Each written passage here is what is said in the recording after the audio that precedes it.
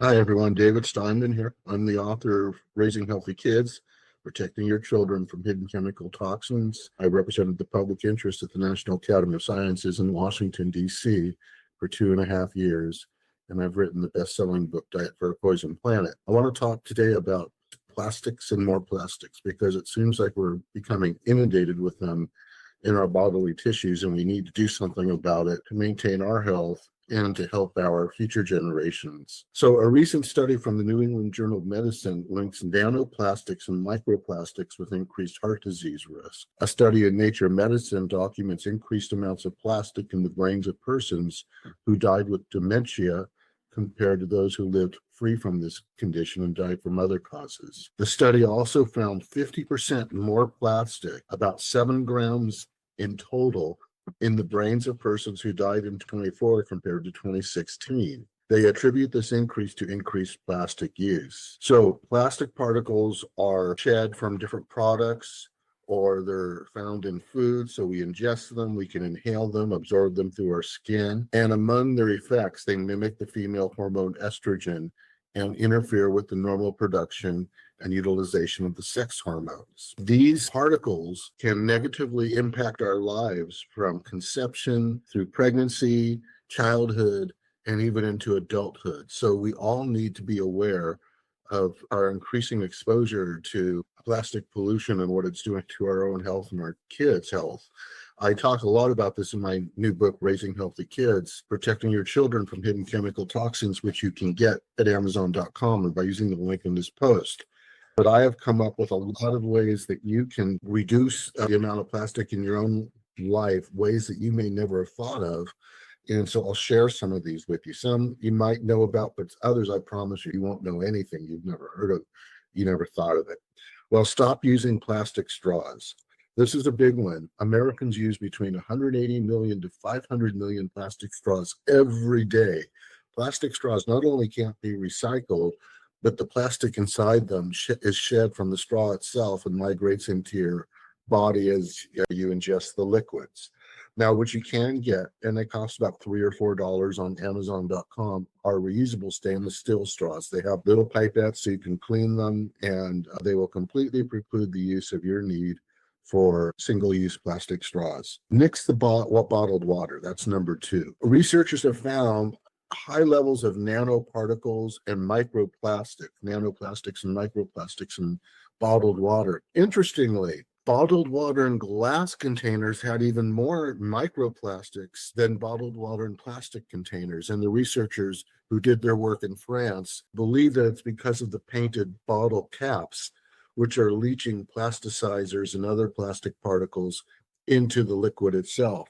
So the solution is, and I've all been talking about this, and again, it's in my book, Raising Healthy Kids, filter your water. No matter what your budget, it's worth it because you're going to save a lot of money and save your health. Okay, number 3, don't heat food inside plastic containers. I mean, I'm sure, my mom never did tell me not to do this, by the way. Wish she had. Of course, that's a whole other story. But we didn't know then, you didn't know. And that's what we did. I did it. But the plastic migrates from the containers into your foods. And when you get prepared foods that come in those like paper-like trays, they look like they're made out of some kind of wood fiber and they have a film over them. And the directions, like for Michelangelo's eggplant parmigiana, they say, heat this up in the tray with the plastic film intact. Well, that plastic film is very likely, in many cases with prepared food in general, going to leach plasticizers into your food. And that so-called tray that the food is in probably has a plastic liner, which will leach into your food. And it may even have forever chemicals to make it more heat resistant. So take it out of the tray, remove the plastic liner, adjust your cooking temperature and times. You'll do just fine without the plastic. It'll taste delicious. It'll be healthy. Okay. Number 4, bring your own cup, BYOC.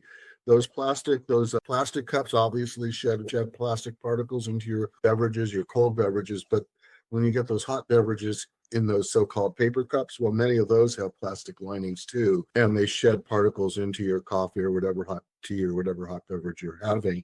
So better to bring your own cup. Get a stainless steel one. It's really easy. I have a few in my car. I love using them, and they're great because they don't spill. and they really reduce plastic waste and plastic exposure overall. Tea alert, that's number 5, tea alert.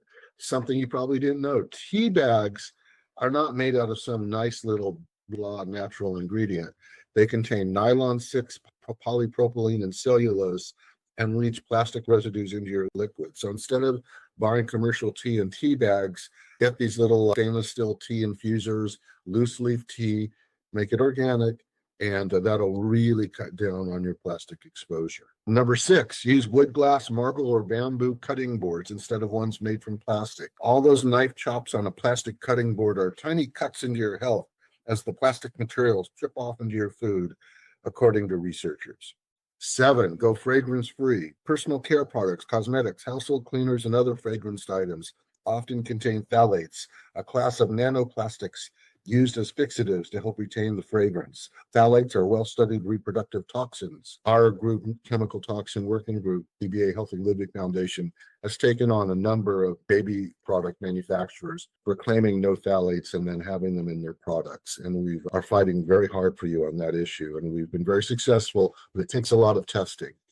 Because if they say phthalate free, you expect it to be true, but sometimes it isn't. So one good way to avoid all those phthalates is to get fragrance free products. If you make them organic, it'll be even better. If you can get them in glass bottles where it's safe, then that's even better. Number 8, take your shoes off before entering your home. Trekking in dirt means bringing plastic home with you on the soles of your shoes. Take them off before entering. And I talk about this in my book, Raising Healthy Kids. These are the things you need to know. Now, number 9, I also talk about in my book, Raising Healthy Kids. Dust and vacuum. Dust is the forensic storage locker of your life. It's filled with chemical toxins, including plastics. Be sure to vacuum and clean regularly with the least toxic household cleaning products. A vacuum with a high-efficiency particulate air filter is effective at cleaning plastics. And one of the brands of household cleaning products I think is really good and to pay attention to is called Ecos, and you can find them at supermarkets throughout the country. Number 10, use a high-efficiency particulate air filter at home and in the office. Reducing airborne exposure to microplastics requires proactive measures. So one effective approach is to use a HEPA air filter. That's a high-efficiency particulate air filter. It can capture the fine airborne particles, including microplastics, thereby minimizing indoor air pollution. Also on number 9 with the vacuum, they sell HEPA vacuums too, vacuums with HEPA filters. So when you do buy a new vacuum, get one with a HEPA filter. It'll reduce your exposure. And finally, last but not least, because this is something very close to all of us, think about it, buy natural fiber clothing. The researchers from Toxicology Reports recommend selecting natural fiber-based clothing, which can significantly reduce microfiber shedding during laundering and wear. Synthetic textiles with polyester and acrylic shed microfibers during regular wear and washing, contributing to microplastic contamination in both air and water. Now, you wear these clothes, you wear them very close to your body, so you will absorb through your skin too. Anyway, these are 11 ways to reduce the plastic use in your life. For more great shopping tips, get my new book, Raising Healthy Kids, Protecting Your Children from Hidden Chemical Toxins. You can get it at Amazon.com or by using the link in this book.